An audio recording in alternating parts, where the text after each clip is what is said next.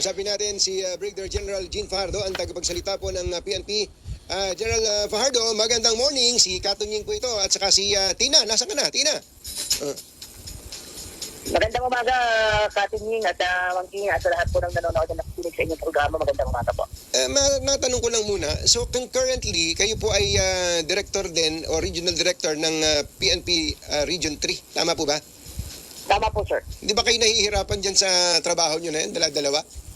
Mabigat, Katunying, pero kung ito ang hinihingi ng ating serbisyo ay pipilitin natin matugunan itong dalawang trabaho na ibinigay po sa atin. Opo, ibig sabihin, mataas po ang tiwala sa inyo ng liderato para po bigyan kayo ng ganyang dalawang mabigat na trabaho. And with that, congratulations po, General.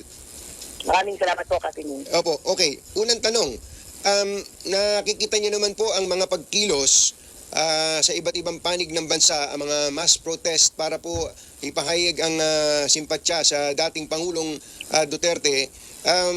Ano po ba ang aksyon dito ng PNP? Meron po ba kayong nakikita na meron ba kayong natatanggap ng mga report that this will escalate to something else? Patuloy po, Katunying, yung ginagawa po nating monitoring at nagbabantay po tayo ng kaganapan na nationwide. Bagamat yung mga nakaraang galis po hanggang kahapon po ay naging generally peaceful naman. At pinapayagan po natin yan bilang bahagi po ng kanilang karapatan para magpahayag po ng kanilang damdamin. But as of now po, wala pa naman po tayong nakikitang seryosong banta laban sa ating seguridad. At may inaasahan pa rin po tayo talaga, Katunying, na mangilan-ilan ay magkakaroon po ng rally. At binabantayan po natin yan at ang pakiusap lang natin sa ating mga kababayan na nagpapahayag po ng suporta ay sumunod lamang po tayo sa batas. Ang PNP po ay nandyan para bantayan din po sila na hindi po sila masinitan sa kanilang mga aktibidad. At hayaan lang po natin at ang sabi nga ng pamunaan po ng PNP, maximum tolerance pa rin po ang ating ipatutukan. Mabuti po't nabanggit nyo doon para hindi sila masingitan.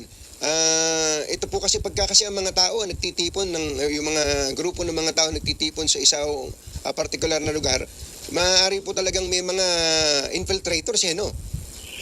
Tama po, Katunying, yan po yung ating binabantayan. Sabi nga natin po naman sa kanilang hanay at mga kapwa Pilipino natin ito ay hindi naman natin inaasahan sa ngayon na talaga magkakaroon ng gulo o ano pa man. Pero ang binabantayan natin dyan, baka may mga grupo individual na biglang pumasok sa kanilang hanay, biglang manggulo dyan at palabasin na sa kanila ng galing ng gulo. Ayaw natin yun, kaya ang ating pakiusap sa kanila doon sa kanilang mga organizers ay hanggat maaari ay magkaroon po ng mga prior coordination para at least alam natin kung saan sila magsasagawa ng kanilang rally. At magbibigay tayo ng karampatang protection sa kanila. Nandiyan yung ating mga ambulances, nandiyan yung ating mga pulis na handang magbantay sa kanila hanggang matapos po yung kanilang activity po. So as we speak, just for emphasis, wala po kayong natatanggap na intel report para po mag-alala ang bayan that this is something else. Kumbaga, ito ay naghihikayat na ng revolusyon o kaya mga adikaing pabagsak sa pamahalaan. May mga naririnig po tayo ng mga ganyan na Katunying, kaya ang paalala po natin at pakiusap sa ating mga kababayan, huwag po tayong basta-basta maniwala sa mga lumalabas. May mga namonitor po tayo na mag-imbak ng tubig, mag-imbak ng pagkain kasi may mga mangyayari. Pero katulad ng nauna ko ng sinabi ka, Jerry, ay Katunying, ay patuloy tayo nagbabantay, nagmamatsyag sa mga kaganapan at hindi natin nahayaan na humantong po tayo doon sa mga ganitong insidente. Patuloy yung ating koordinasyon sa ating counterpart sa AFP at iba pa pong ahensya ng gobyerno. At hayaan po natin na gumulong po yung proseso at tayo ay mga kapwa Pilipino. Alam naman natin na hindi na po siguro kakayanin ng ating bansa, Jerry, yung mga panawagan ng ilan na mag-end sa revolution po tayo ulit. Ano po ang status ng yung alert level ng PNP ngayon? Nasa normal alert po tayo, Katunying, at magpapatuloy po yan. Sumalit yung ating mga grid commanders, particularly yung mga regional directors, kung saan po nagaganap po itong mga rally at protest po, ay meron naman din pong discretion and authority na i-adjust po yung kanilang alert level. Depende po doon sa current situation po sa kanilang lugar. So, sa nationwide po, Jerry, wala po tayong itinaas na anumang alert po. Normal pala, no? Normal. Ibig sabihin, magandang balita yun. Pampakalma po yun kung normal. Tama po, sir. Opo, okay. Meron pong isang pulis na taga QCPD yata na nagsasalita ng mga matitindi. Ano pangalan nun, Yuel? Patrolman Fontanillas. Ito po mayroong vlog itong pulis na to. Ito po ba Na-monitor nyo ba itong mga vlogs nito dati pa, even before yesterday? Yes po, Katunying, uminit po yung kanya mga vlogs Yes. pagkatapos po ng aresto po ng ating dating Pangulo nung nakakaang linggo po at ako po mismo ang nagtanong sa ating pamunuan kung ano po ba ang magiging stance po ng PNP laban nga po dito sa isang pulis po na ito. Nagpapahayag po ng kung ano-ano. In fact, sinabi pa niya mismo doon sa vlog niya na gagamitin niya ang kanyang pagkapulis para i-overthrow itong gobyerno po na ito. But on that particular post ay sinabi ng ating Chief PNP na i-remind lang yung mga pulis natin na bagamat tayo ay may kanya-kanyang opinion, ay hindi tayo dapat nagpapahayag ng mga ganito dahil meron pa rin tayong sinet na standards and policy and protocol pagdating sa pagpapahayag po ng ating mga political views po. Pero in spite of that po, after po nga lumabas po yan at na-monitor po, ay tinatawag po siya, sir, ng mismong district director po ng QCPD, subalit hindi po yan nagpakita at nagpatuloy po ito ng kung ano-anong kanyang lumalabas sa kanyang account. That's why kahapon po, sir, ay nagdesisyon na po ang QCPD na mag-file po ng complaint laban dito kay Patrolman Fontillas. Oo, ito pala, Patrolman Francis Fontillas. Opo. Fontillas. Siya po ay kinasuhan na po sa prosecutor's office for inciting to sedition in relation po sa RA 10175 o yung ating Cybercrime Prevention Act of 2012. At i-document po lahat po ng kanyang mga naging pahayag sa social media at ang gumawa po niyan yung ating pong anti-cybercrime group. Opo. With your indulgence, play lang po namin tong isang portion ng kanyang vlog, ano? DCRH TV, take it away. Ako po yung pulis na suwail. Ako po yung pulis na suwail sa gobyerno at sa organisasyon. Totoo po yun. Kasi madami akong hinaing eh. Gusto kong iparating sa taas. Malit lang tayo eh. Mababa lang tayo kaya hindi natin maiparating. So, okay lang. Hindi naman nila naririnig kasi hindi naman nila pinapanood itong sinasabi ko eh. Kaya okay lang kahit anong sabihin natin. Diba? The smallest mammal or the lowest mammal is the strongest. Diba? Pagdating sa giyera. Diba pagdating sa giyera, ano yung unang RHTV, yung portion na may binabanggit sa tungkol sa presidente, sa PNP siguro, yun ang ating ma-play later on. But anyway, napanood naman ng PNP to. Matagal na po ba itong police general? Pumasok po siya sa serbisyo, sir, ng 2021 po. At ang dati po niyang assignment, sir, ay nasa Traffic Management Unit. Subalit nung Pebrero po ay nailipat po siya doon sa Personnel Holding Admin Unit po dahil mayroon pong napansin sa kanya yung kanyang hepe, yung kanyang mga kasamahan dahil nagkaroon po ng sudden change sa kanyang behavior, sa kanyang pag-uugali. Kaya minarapat po siya na i-submit po doon po sa ating medical unit po.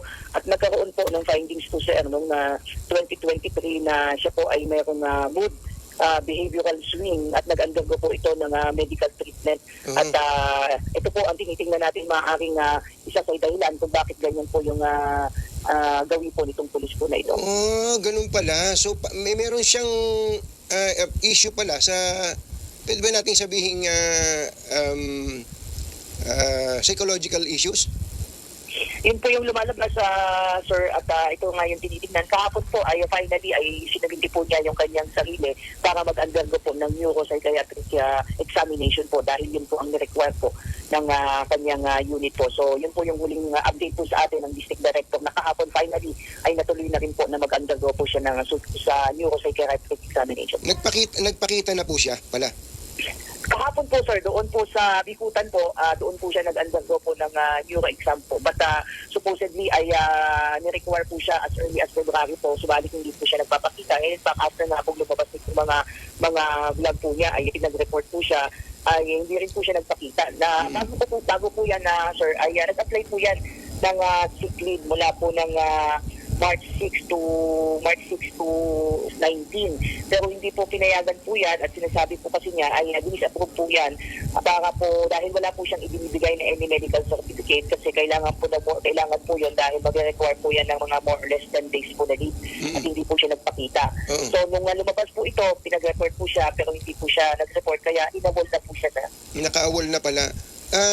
So ano po ang siya po ba ay ikinustody muna ng NCRPO? Hindi po sir, hindi po siya naka-custody sir. Kahapon lang po na-file yung case at hindi nga po ito nagpapakita. At yun po yung mga ginawa pong paraan ng PNP, particularly QCPD. Pumunta po siya doon sa kanilang mga bahay, hindi po siya hinarap. Pinapa-required pa, binibigyan po sa kanya, binare-receive sa kanya yung return to work order, pero hindi po niya na-require. At sinabi niya na magre-report na lamang siya noong March 17, pero hindi rin po siya nagpakita. So, nag-send pa rin po ng memo ang QCPD at hindi rin po siya nagpakita. Kaya nga po, nag-file na po at nagpadala na po ng memo ang QCPD sa NCMPO para i-report po na siya po ay absent without official leave na po ang status. So ito po ay matatanggal na sa pagkapulis. Siya po ay pa-file ng administrative case on top of the criminal case that you filed yesterday. Tama po sir, ginagawa na po yung mga papeles po ng QCPD at magsasubmiti po sila ng kanilang mga papeles para isuportahan po yung pag-file po ng administrative case for neglect of duty or yung pag-commit po ng absence without official leave po. Meron po kasi siyang panibagong post. Yuel, sa kanya ba to? Sa Facebook page niya ba to? Ang sinasabi po niya rito, I challenge everyone. Prosecute me if you can. I will give you a reward kung maipakulong niyo ako. No one can ever bring me down, not even you. Tapos may tawa siya. Mukhang may problema, General.